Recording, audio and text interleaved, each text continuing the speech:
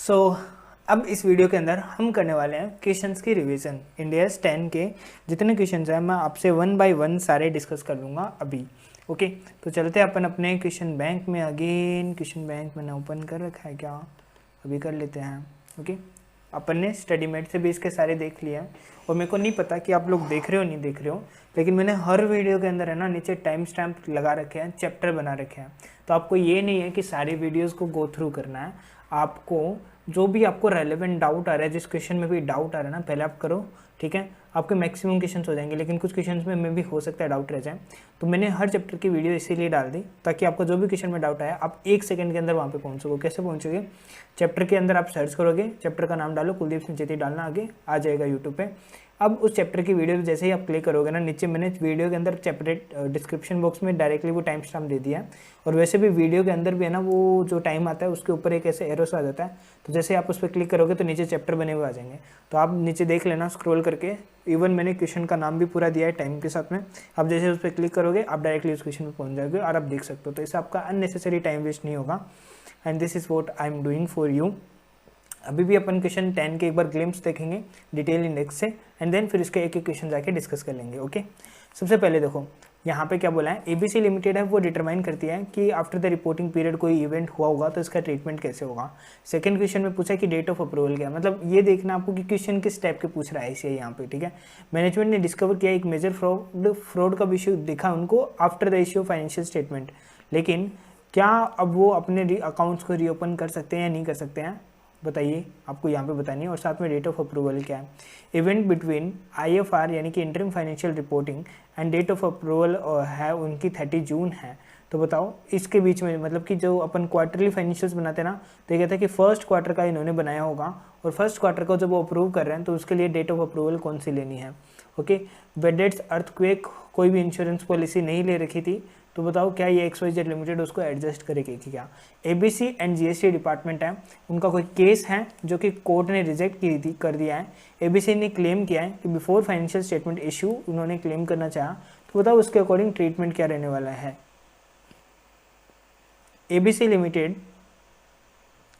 Limited receive करती है एक डिमांड नोटिस, किससे? एक्साइज डिपार्टमेंट में, तो बताओ उसका ट्रीटमेंट क्या होगा। ओके, इन्वेंट्री वैल्यूएशन के पर्पज से आपको बताना है कि hire road tax and penalties है वो बायर ने पे किया है, तो क्या इसका इंडियस 10 के अकॉर्डिंग कोई ट्रीटमेंट होगा क्या। मतलब मेन चीज़ वही है, एडजस्टिंग इवेंट है या नॉन एडजस्टिंग इवेंट, वो अपन को आइडेंटिफाई करना है। ट्रेडिंग लैपटॉप है, उसके लिए एडजस्टिंग इवेंट क्या है। परचेज किया कोई मशीनरी जो कि रेडी फॉर यूज़ है इंस्टॉलेशन में एंड ट्रेडिंग में, तो बताओ उसका कैपिटलाइजेशन कैसे होने वाला है।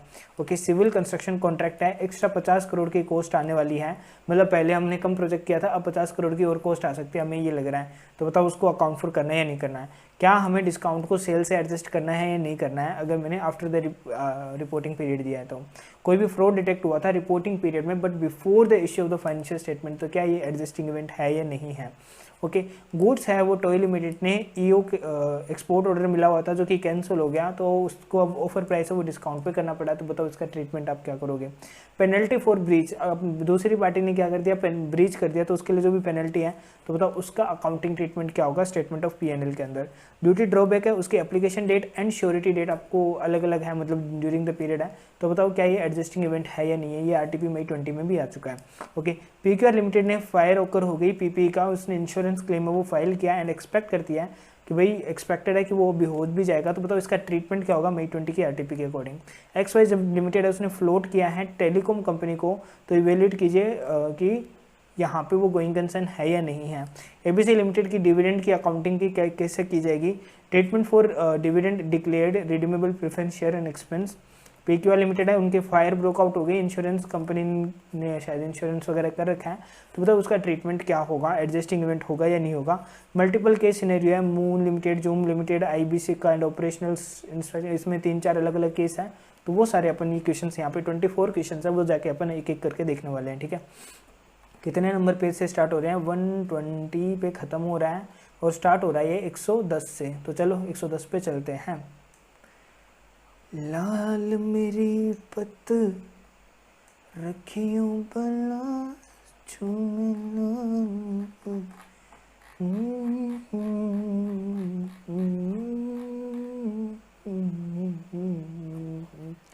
सो हम आ चुके हैं इंडेस 110 के ऊपर।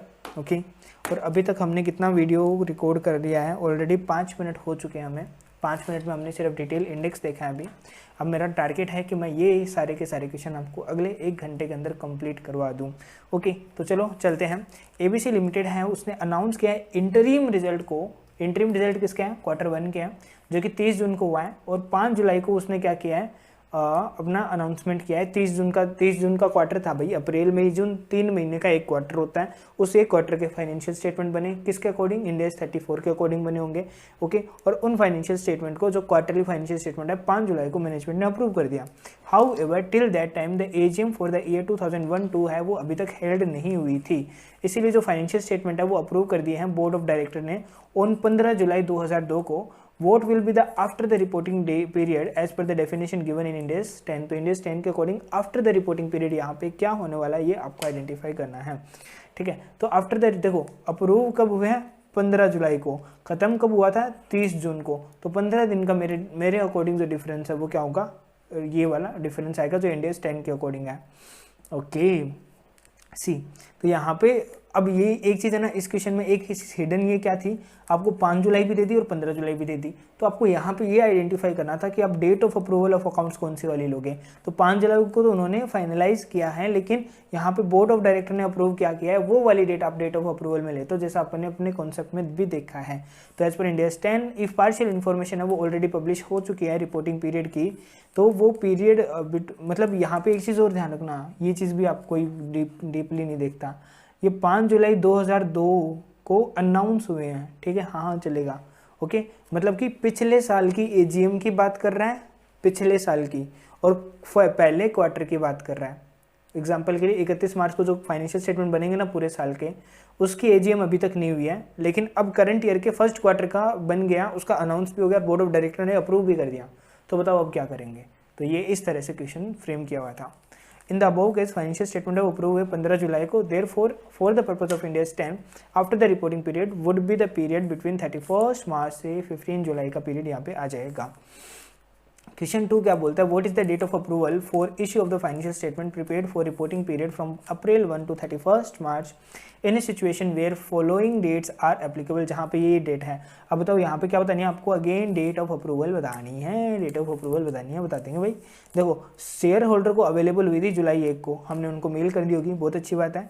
एजीएम हुई 15 सितंबर को। ओके, और रेगुलेटरी अथॉरिटी को हमने 16 को की। तो रेगुलेटरी अथॉरिटी को तो कभी भी करो कोई मतलब नहीं है। ओके, मेन बात क्या है कि हमने उसे कितने टाइम पे दे दी है।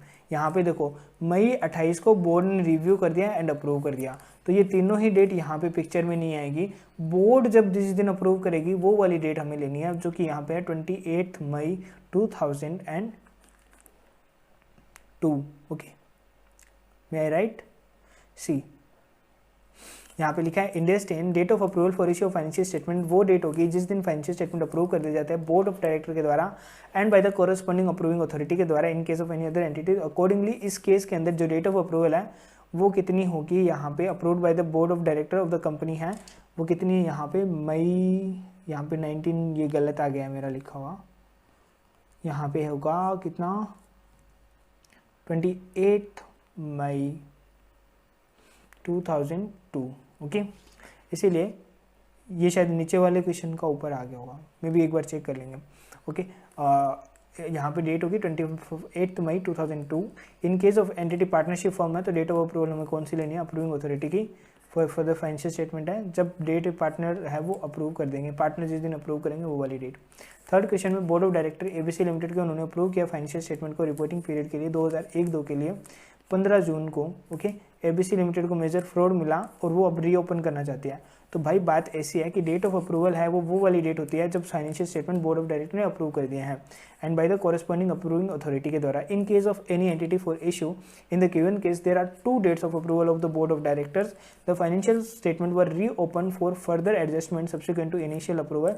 The date of approval should be taken as the date on which the financial statement are finally approved by the board of directors. Therefore, in the given case, date of approval for issue as per Ind AS 10 should be considered as 30 June 2002. समझ गए, जिस दिन subsequently approve है, मतलब जो final approve होंगे ना वो वाली डेट हम उनको माननी है। यानी कि बीच में अप्रूव कर दिया, उसके बाद में रीओपन कर दिया, फिर जो फाइनल अप्रूवल है वो वाली डेट क्या मानी जाएगी, हमारी इंडियाज 10 के पर्पज से डेट ऑफ अप्रूवल मानी जाएगी।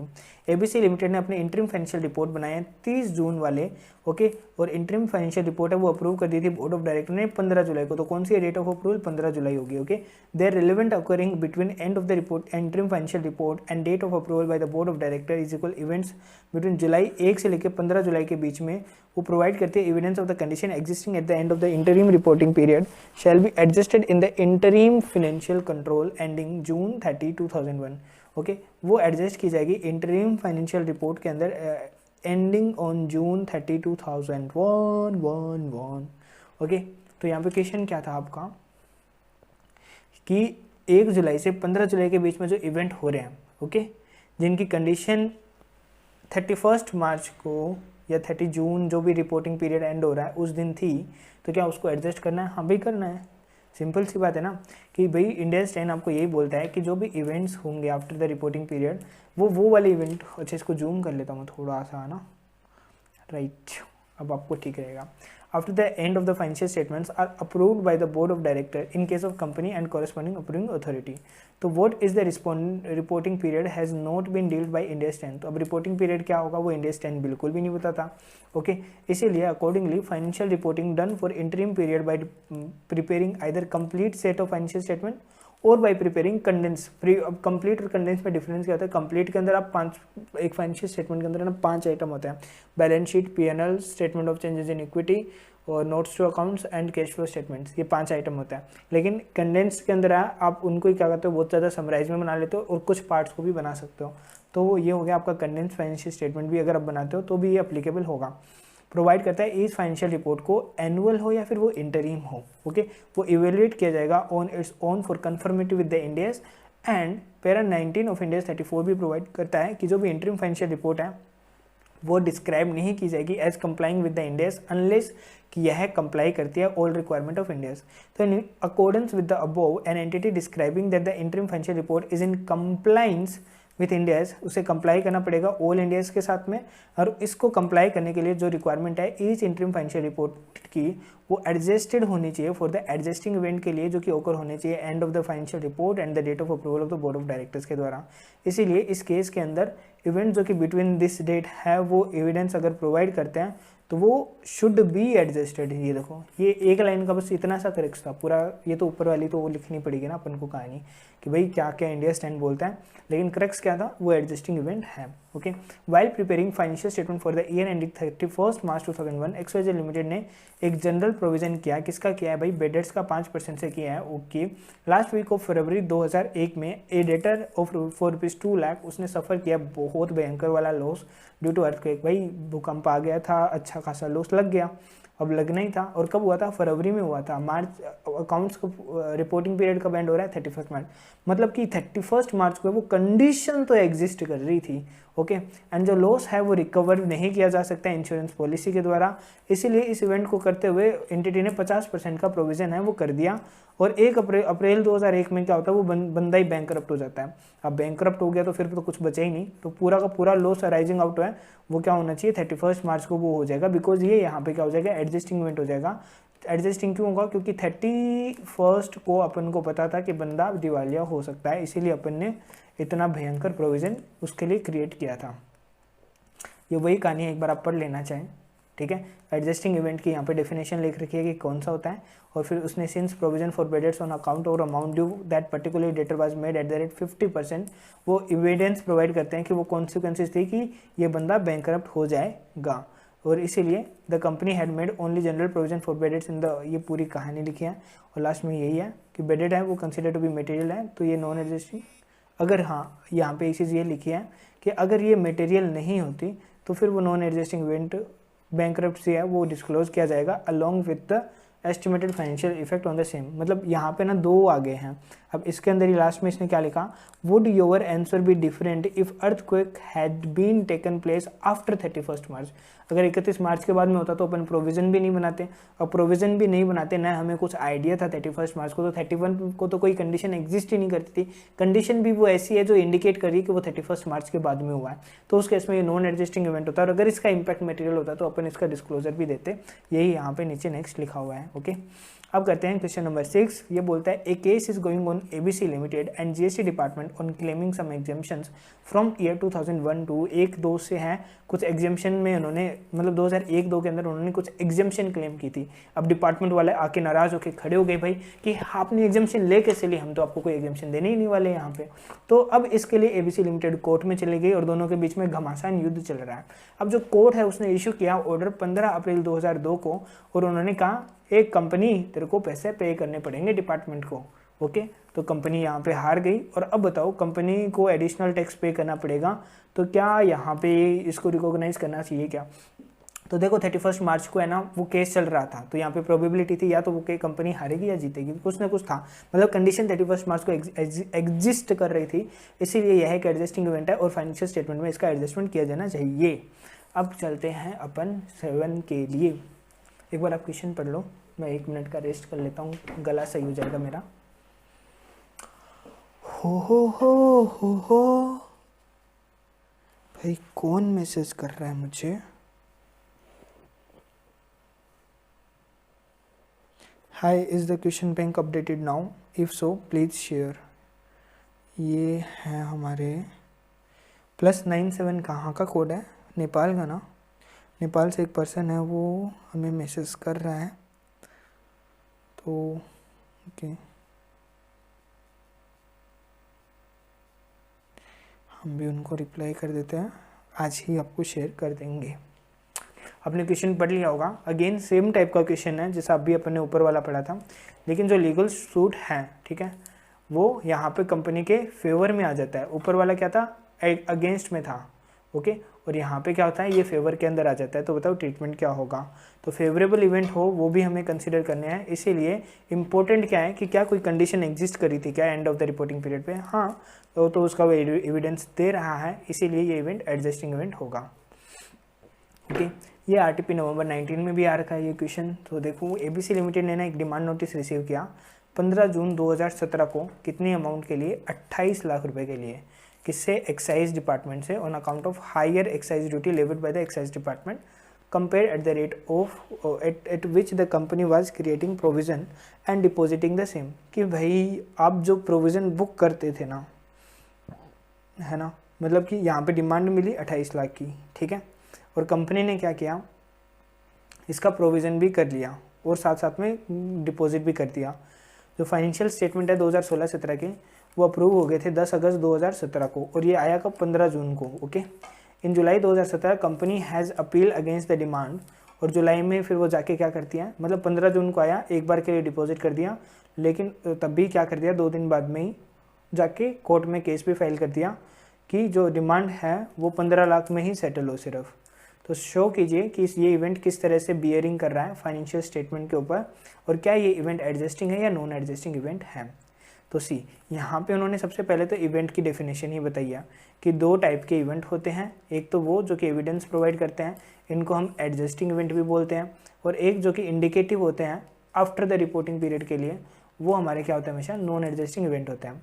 अब इस दिए गए केस में जो डिमांड नोटिस आपको रिसीव हुआ है 15 जून 2017 को, which is between the end of the reporting period and the date of approval of financial statements, therefore it is an event after the reporting period. और ये जो डिमांड है एडिशनल अमाउंट का, वो रेज किया जाएगा because of higher rate of excise duty levied by the excise department in respect of the goods already manufacture. और इसीलिए बिकॉज गुड्स ऑलरेडी मैन्युफैक्चर हो चुका था, सारी कंडीशंस तो पहले ही हो चुकी थी, नोटिस आना तो उस चीज़ को पक्का कर रहा था कि भाई आपने डिफ़ॉल्ट किया है, और इसीलिए अब आपके ऊपर 28 लाख की लायबिलिटी है। तो कंडीशन तो एग्जिस्ट कर रही थी 31 मार्च को, बाद में जो नोटिस आया वो तो सिर्फ एक प्रूफ है उस चीज़ का, और इसीलिए एडिशनल एक्साइज ड्यूटी है वो लेवी होगी and event has been confirm by the receipt of demand notice, इसीलिए यह एक एडजस्टिंग इवेंट हो जाएगा। ओके, अब बात करते हैं, एक कंपनी है, उसकी इन्वेंट्री है कितनी, 100 फिनिश कारों की, जिसकी कॉस्ट कितनी है, 4 लाख रुपए ईच है। ग्रेट। 30 अप्रैल 2002 को क्या होता है, एज पर जैसे नए गवर्नमेंट के रूल्स हैं, तो higher road tax and penalties है वो पे की जाएगी बायर के द्वारा ऑन सच कार के ऊपर, एंड हेंस जो भी सेलिंग प्राइस है कार का वो come down and demand for such car has dropped drastically. ठीक है, मतलब कि पहले 4 लाख रुपए थी, अब सरकार ने कर दिया कि भाई ये वाली कार्स की मैन्युफैक्चरिंग बंद होगी, और उसके कारण है अब वो और की मैन्युफैक्चरिंग नहीं होगी और मार्केट से वो वाला मॉडल भी ऑब्सोलेट हो गया, तो उसकी 3 लाख रुपए ही आ गई है। तो बताओ क्या यहाँ पे क्या हो रहा है, इन्वेंट्री की वैल्यू चेंज हो रहा है। जब अपन एडजस्टिंग इवेंट पढ़े थे तो वहाँ पे इन्वेंट्री वैल्यूएशन का भी एक चेंज का आ रहा था, तो भी ये भी क्या होगा, आपका एडजस्टिंग इवेंट होगा, क्योंकि यहाँ पे सिर्फ एनवरी का चेंज होना है, वो वैल्यूएशन ऑफ स्टॉक को 31 मार्च को हिट कर रहा है। अब बात करते हैं, एबीसी लिमिटेड है, वो ट्रेड करती है लैपटॉप के अंदर। 31 मार्च 2002 को क्या होता है, कंपनी के पास में 50 लैपटॉप है, जो कि उसने 45,000 में खरीदे थे। कुल 15 दिन बाद में 15 अप्रैल को उन्होंने एक version of same series of laptop है वो इंट्रोड्यूस करी मार्केट में। वो लैपटॉप मार्केट क्रैश हो गया।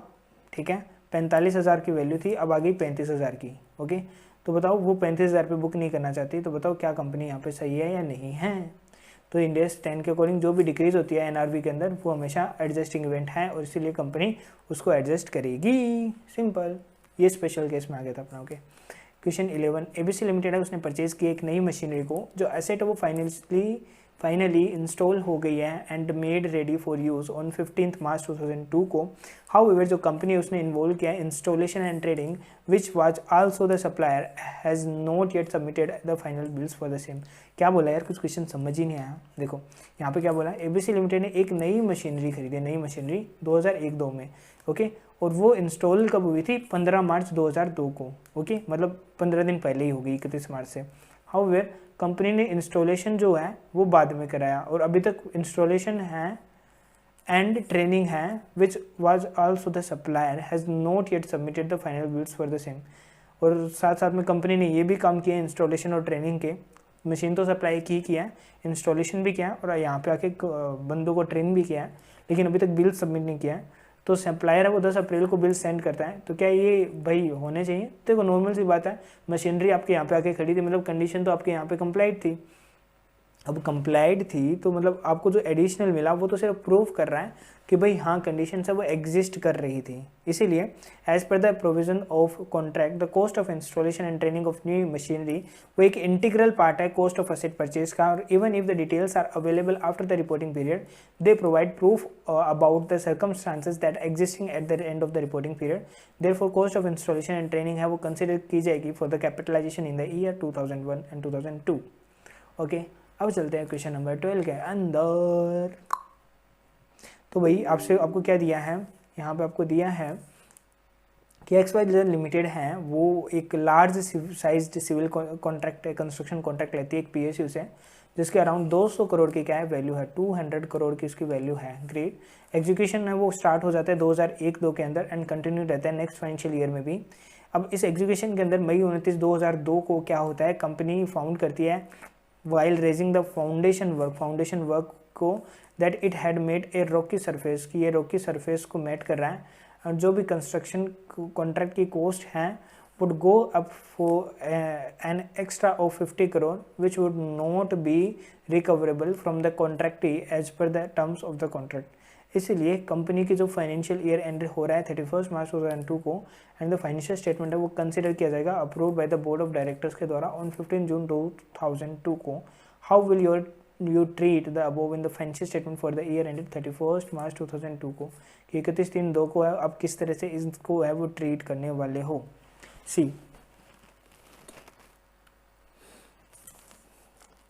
200 करोड़ का, ठीक है, यहाँ पे आपकी वैल्यू आ रही है। एग्जीक्यूशन है जो प्रोजेक्ट का वो स्टार्ट होता है ड्यूरिंग 2001 एंड 2002 में एंड कंटिन्यू रहता है in the next financial year also. During the course of execution of the work on May 29, 2002, company found while raising the foundation work कि इसकी 50 करोड़ की कॉस्ट और एडिशनल लगेगी। तो भाई चीज़ें तो फाउंडेशन वर्क ये तो है नहीं कि 31 मार्च के बाद में वहाँ पे आके बनी है, वो तो पहले से ही एग्जिस्ट कर रही थी, हमें बाद में पता चला है बस, तो हमें बाद में पता चला हो चाहिए। 31 मार्च को तो एग्जिस्ट करती थी ना, तो बताओ यहाँ पे क्या होगी, ये ये जो है वो हमारी एडजस्टिंग इवेंट हो जाएगी। करेक्ट। नेक्स्ट क्वेश्चन में चलते हैं। Question number 13। मेरे गले की बैंड बज जाएगी अगर मैं एक एक लाइन से पढ़ूंगा, तो मैं मैक्सिमम सारे पॉइंट्स आपको हाईलाइट करा रहा हूँ अभी, ठीक है। सी, यहाँ पे क्या हो रहा है कि XYZ लिमिटेड है, उसने सेल किया है कस्टमर को with a promise to give discount of 5% on list price, कि भाई जो आपकी लिस्ट प्राइस है ना, हम उस पर आपको 5% का डिस्काउंट देंगे। एंड ये जो पेमेंट्स है वो रिसीव किए जाएंगे कस्टमर के द्वारा 15 दिनों के अंदर। ग्रेट। XYZ लिमिटेड ने सोल्ड किया गुड्स को कितने रुपए में? 5 लाख रुपए में। किसको? ABC लिमिटेड को। Between 17 March 2002 and 31 March 2002। And ABC limited ने पे किया है ड्यूज़ को 15 अप्रैल 2002 को with respect to sale made between 17 March 2002 and 31 March 2002। And financial statement है वो अप्रूव किए गए थे for issue of board of directors on 31 May 2002। तो स्टेट कीजिए कि यहाँ पर जो डिस्काउंट है वो एडजस्ट किया जाएगा सेल से eight the end of the reporting period या नहीं। तो सी, यहाँ पे इंडेक्स 10 का कॉन्सेप्ट नहीं है, इंडेक्स 115 देखना है। जो भी कंसिडरेशन प्रॉमिस किया है ना, वो इंक्लूड करता है वेरिएबल अमाउंट को भी। एंड एंटिटी है वो एस्टिमेट करेगी अमाउंट ऑफ कंसिडरेशन को जो कि ये इंटाइटल करेगी। इस इंस्टेंट केस में कंडीशन की जो मेड एग्जिस्ट करती थी at the end of reporting period, and hence जो भी रिसीव हो रहा है 15 दिन के अंदर payment after the reporting period and, तो वो before the approval of the financial statement वो कंफर्म करता है कि डिस्काउंट है वो प्रोवाइड किया जाएगा। इसीलिए यह एक एडजस्टिंग इवेंट है और हमें इसको एडजस्ट करना पड़ेगा। 5% डिस्काउंट को करंट ईयर के ही अंदर अकाउंट फॉर करना पड़ेगा। ओके। रिपोर्टिंग पीरियड के बाद में आपको फ्रॉड है वो पता चला मैनेजमेंट को, but before the date of approval. तो बताओ क्या करेंगे? एडजस्टिंग इवेंट है। Okay. See, in the instant case जो फ्रॉड है वो डिस्कवर हुआ था after the end of the reporting period which relate to the financial 1-2 since the fraud has taken place before the end of the reporting period the condition was existing which has been confirmed by the detection of the same after the end of the reporting period but before the approval of the financial statement। इसीलिए यह क्या एक adjusting event कहलाएगा। Morse over Indians 10 para 9 जो है वो specifically provide करता है discovery of fraud and error after the end of the reporting period, जो कि शो करता है फाइनेंशियल स्टेटमेंट है वो इनकरेक्ट है। एंड ऐसी जो डिस्कवरी है फ्रॉड की वो अकाउंट फॉर की जाएगी एज पर इंडिया सेट अगर ये प्रायर पीरियड एरर की डेफिनेशन को मीट करता है तो। नेक्स्ट क्वेश्चन है क्वेश्चन नंबर 15। इन्वेस्टमेंट है इक्विटी शेयर्स के अंदर अनदर कंपनी में eight the end of the report